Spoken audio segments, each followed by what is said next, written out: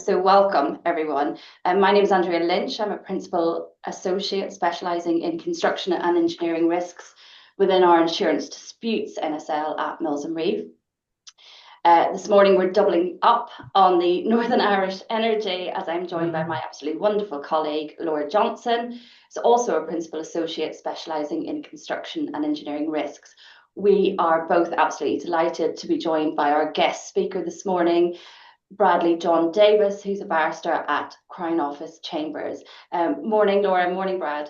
Morning, Andrea. Morning, Andrea.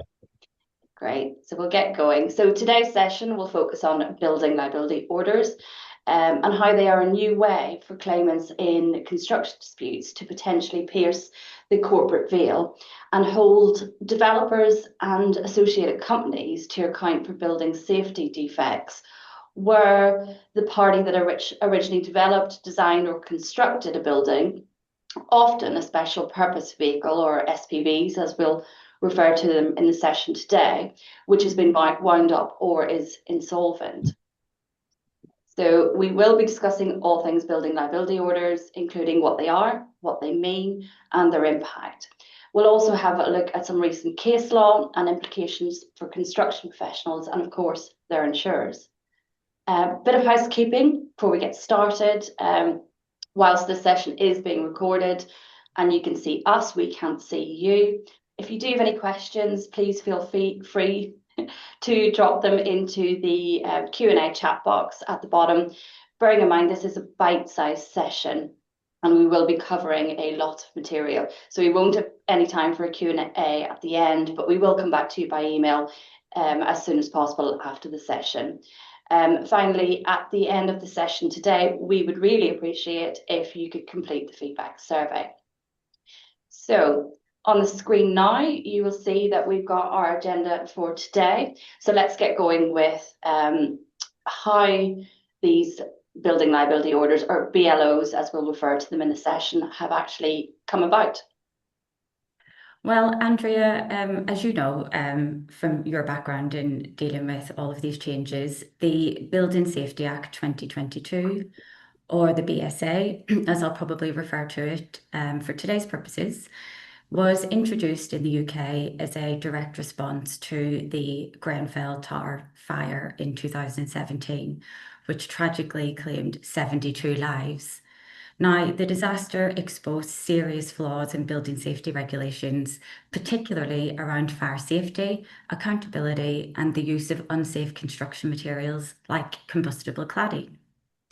So BLOs were created by the BSA as one of the legal remedies to improve building safety and ensure that those responsible for unsafe buildings, especially in residential developments, can be held accountable. So you'll see on the slide that section 132 of the BSA states that a BLO is an order providing that any relevant liability of an original body corporate relating to a specified building is also 1, a liability of a specified body corporate, or 2, a joint and several liability of 2 or more specified bodies corporate.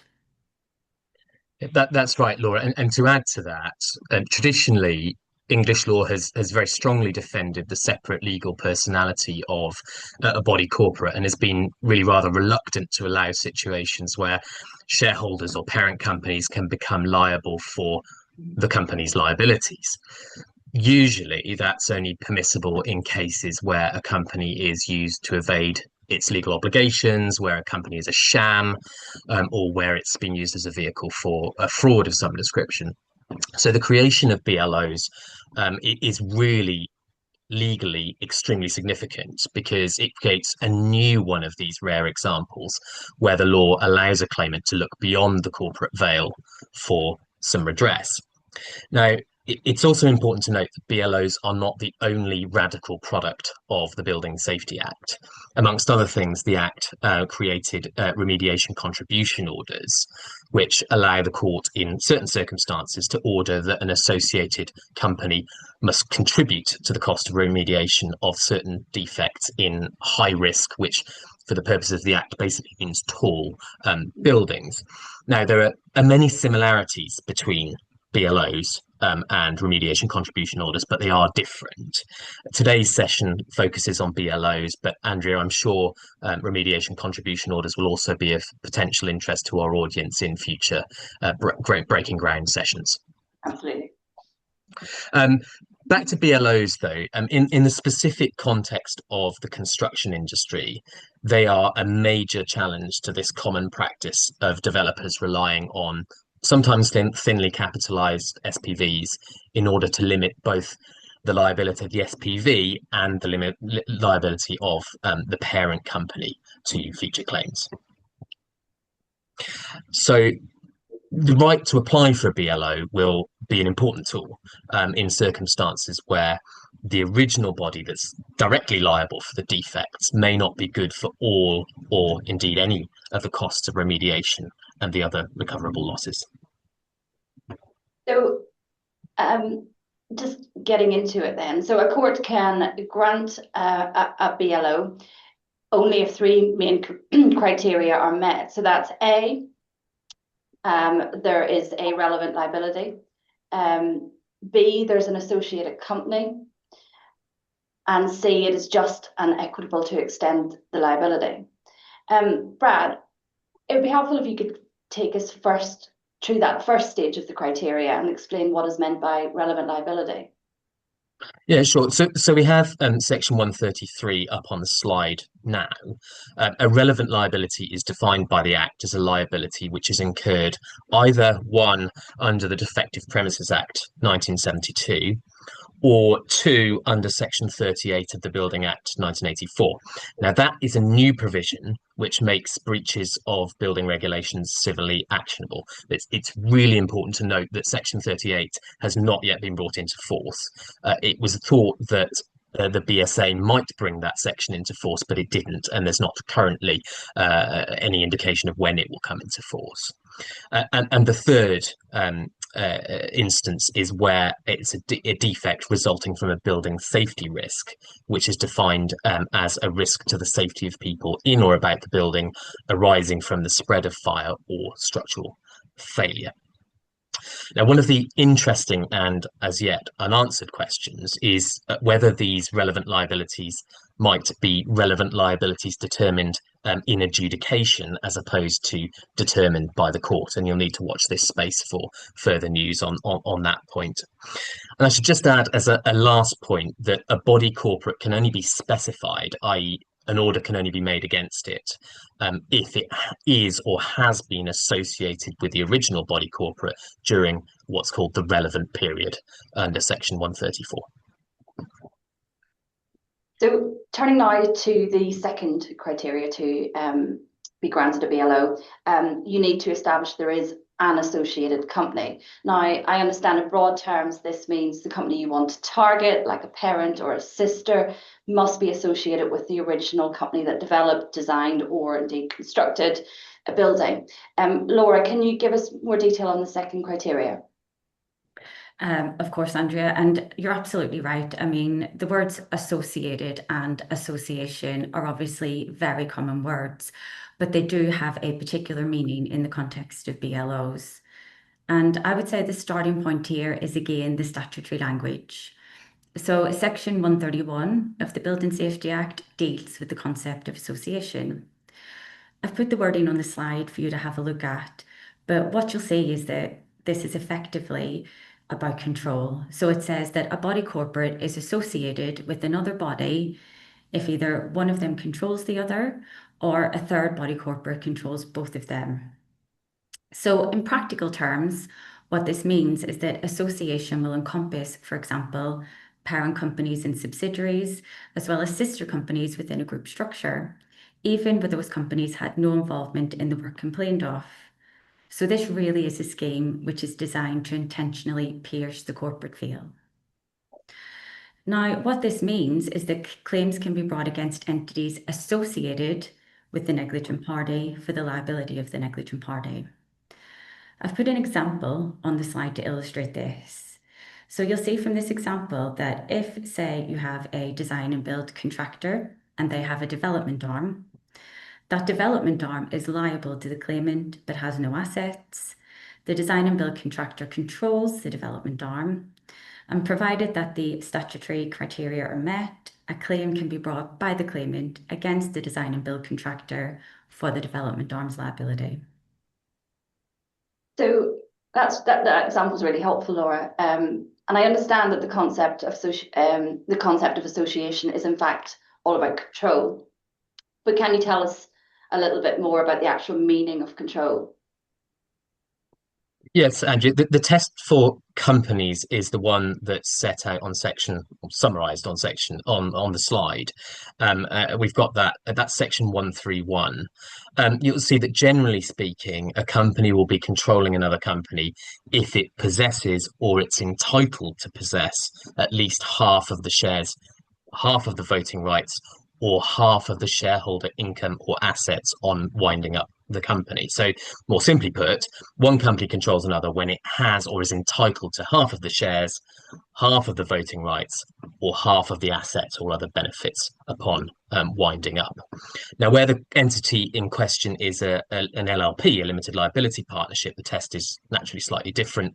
The court then will want to see whether the other body corporate, the controlling body corporate, holds a majority of the voting rights, whether it's a member and it has a right to appoint or remove a majority of other members, or alternatively, that it's a member and that it controls the majority of the voting rights. Now, section 1314 is also an interesting discussion point. It's not entirely clear what that section means, but the explanatory notes to the Act, which I should stress have no particular legal weight and they can sometimes even be incorrect. But what the notes suggest is that 1314 might be engaged in circumstances where one company controls another company on account of a commonality of directorship between the two companies. Now, there are no authorities on that particular point yet, but the court will likely develop a test under section 1314, which considers all of the circumstances of any given case. So, as I see it, the court will be more likely to find that a relationship of control exists where the board of the two companies is identical, rather than in cases where it is similar but perhaps different. The court may also, in that case, wish to be satisfied that the directors in question have actually exercised some control of the entity in line with the wishes or the interests of another entity, as opposed to simply having the theoretical power to do so. Now, we should also note at this point that by section 132 of the Act, any person making or intending to make an application for a building liability order can also apply to the High Court for what's known as an information order. And an information order requires a company to give information relating to persons associated with the original body corporate.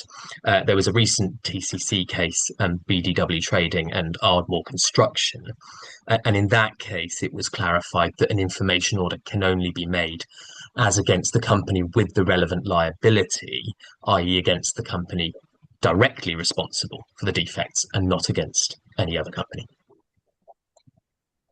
So turning now to the third and the final stage of the criteria to obtain a BLO, which is it is just and equitable. So effectively meaning the court must think it's fair and reasonable to extend the liability. Laura, can you take us through this last step in the criteria? Yes, of course, Andrea. And effectively, what this means is that once you have all of your ducks in a row, and you're feeling pretty confident that despite some of the opaque statutory language that we've just looked at, you've got a relevant liability, you've got the associated company, you still then need to persuade the court that it's just and equitable for it to make a BLO. Now, until fairly recently, this phrase was very vague and we were very much in uncharted territory with it. And you can see from the slide, it's a very wide definition and it's clearly open to interpretation. And that, of course, leaves it open to challenge by the various parties involved. And effectively, this wording indicates a broad discretion to make an order or indeed not make one, as the case might be. There's no direct guidance in the legislation itself on the meaning of just and equitable. And in such circumstances, I suppose, Some might argue that almost anything could be taken into account by a court in considering what is just and equitable in these circumstances. I think that's right, Laura. But there have been a few recent cases over the last year or so which have helped to clarify the issue to a degree. I can refer to the first tier tribunal decision in Triathlon Homes and Stratford Village Development Partnership, which we have up on the slide. That's now approved by the Court of Appeal also. And that case considered the same wording under section 124, which is the section which deals with remediation contribution orders. And what comes out of that case is that when considering whether it's just and equitable to make an order, the court is likely to have regard to the purposes of Part 5 of the Act, which is what we're concerned with. And Part 5 of the Act, in a nutshell, is to provide really very radical protection to homeowners who are living in dangerous or defective premises. Now, over in the High Court, the approach in Triathlon Homes was also approved in 381 Southwark Park Road, which is also cited on the slide, which is one of the few substantive BLO authorities that exist. Now, in that case, Mrs. Justice Jeff had made a BLO against a parent company of an insolvent developer in the not untypical circumstances where the claimant leaseholders had been left with water ingress issues and structural defects and fire safety issues in their building. Now, in other contexts, less common contexts perhaps, it's less clear how this will work. And I think it's particularly unclear in the context of subrogated recoveries by insurers underwriting building guarantee type policies. It's fair to say we don't know if the court will think it's just and equitable for an insurer to be able to recover from a parent company when the homeowner, his or herself, has already been indemnified under the policy and the defects may well already have been made good. So on the one hand, one might think that a subrogated recovery is a far cry from the type of mischief that the Act was intended to guard against, i.e. that homeowners should not be forced to live in dangerous or defective buildings just because the developer has become insolvent. And if the court takes that view, it might not be just and equitable to make a BLO in order to benefit an insurer. But then on the other hand, the typical approach taken by English law is to ignore the fact that a subrogated claim benefits the insurer and not the named claimant. Now, I note that in Triathlon Homes, which I mentioned a little earlier, the fact that the remedial works were already underway and they were being funded by the Building Safety Fund was not a bar to a remediation contribution order being made against the parent company. And the first tier tribunal there was satisfied, quite rightly in my view, that as a matter of policy, it was appropriate to recover from the associated company. And a similar argument might exist for insurers, because where insurers are debarred from bringing subrogated claims under BLOs, ultimately it's going to be the consumer that pays the price, because higher risk will mean higher premiums, and higher premiums will inevitably translate into higher prices for new properties. Absolutely. That's been a really clear overview as to the three hurdles that you need to overcome to be granted a BLO. However, I'm very conscious we've got a lot of people from the insurance industry with us today in the audience. And so I wonder if it would be helpful now to consider the implications of BLOs for the insurance industry. I mean, that's an excellent question, Andrea, and I think it's a really interesting topic. And I mean, I think in reality, given that this is all relatively new, much remains to be seen. However, what we have here is a situation where a court might extend liability for built-in safety defects from one company to associated companies. So a construction professional could be facing a claim in circumstances where there's no direct allegation of negligence or breach of professional duty as against them. So as you know, Andrea, generally speaking, these allegations are what usually trigger an insuring clause. So if we take, for instance, a fairly common insuring clause that we see in PI policies for construction professionals, it'll usually say something like, we will cover you for any claim that arises from the conduct of your professional business arising from a breach of professional duty, something to that effect. Now, if we apply that to a BLO situation, there are some interesting coverage points to consider. So, for example, arguably the insuring clause isn't triggered because there's no allegation of breach, and so insurers may take the view that the BLO isn't covered. However, even if insurers were to conclude that the BLO was covered, it will almost certainly include items that are both workmanship and design, and they may be wrapped up as just one figure. Now, bearing in mind that workmanship generally wouldn't be covered in construction PI policies, working out how to apportion the quantum could become quite problematic. Further, defence costs could be another issue, and again, much will depend on the wording of the policy, but many of the policies we see don't necessarily link defence costs to the breach in the same way that the insuring clause would be linked. And so this suggests that there may still be cover for defence costs in certain situations. You'll therefore see that BLOs could create some headaches for insurers and their policyholders. I think it'll be really interesting to see what approach is taken in the industry and whether, for instance, some of our insurers in the audience might decide that it may be pragmatic to proceed on the basis that the BLO is covered or whether an alternative approach is adopted. We may also see companies seeking to protect themselves via some sort of alternative insurance, for example, warranties and indemnity insurance. Thanks, Laura.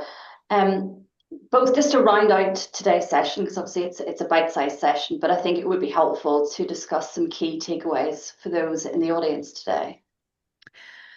I think from my perspective, Andrea, I would say one of the most important things would be to proceed with caution. And whilst the recent cases, such as those that Brad has just talked through, have brought some clarity, caution must necessarily be applied when attempting to construe these sections of the BSA because they're not clear-cut and they are still being developed. In addition, I think it's imperative for companies to employ adequate risk management measures. In particular, ensure that you have in place robust quality control and that you're compliant with fire and structural safety standards. And also, I know that we as lawyers harp on about this a lot, but maintain clear documentation, particularly in respect of design, construction and safety measures. Yeah, to add to that from my side, Andrea, I think key is corporate structure is no shield. Using SPVs or shell companies will not protect parent companies if defects create building safety risks. The court will look at association, and it will look at whether it's just and equitable in considering making a BLO. You should be aware of the ownership structures of your companies because this could end up becoming really very important if and when defects are identified in buildings. You should think about group liability.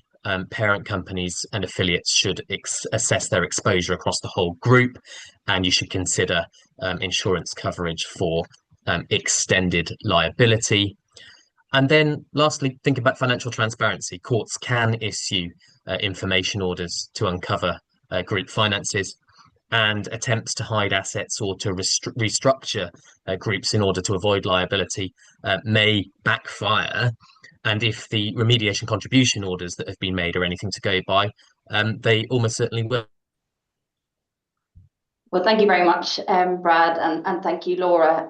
That was a really interesting look at BLOs and of course, the recent case law.